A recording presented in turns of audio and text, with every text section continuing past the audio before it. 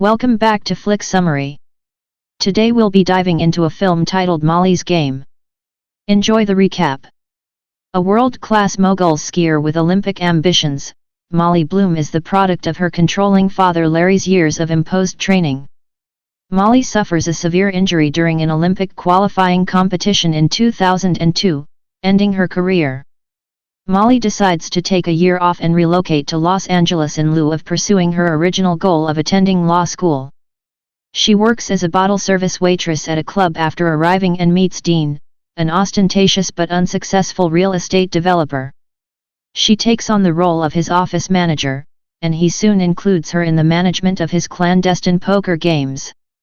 Dean's game attracts a lot of well-known and wealthy players, including actors, investment bankers, and athletes.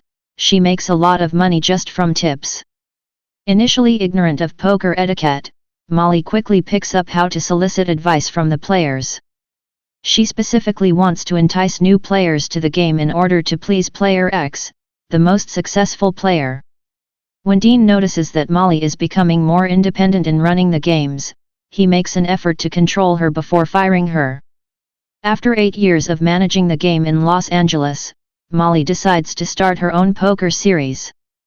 She leases a hotel penthouse and employs staff to assist her in managing the games. She also makes contact with staff members at bars and casinos in an effort to publicize her poker games.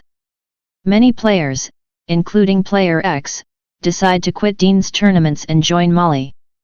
As Molly's career progresses, she makes more money and is under pressure to up the stakes in her games. She invites Harlan Eustace, a traditional gambler who develops gambling addiction, to join her game. Molly learns that Player X has been funding Eustace's losses to keep him in the game despite his significant losses. Eustace keeps playing despite these setbacks. Player X decides to switch to Dean's game after being chastised by Molly for his immoral behavior.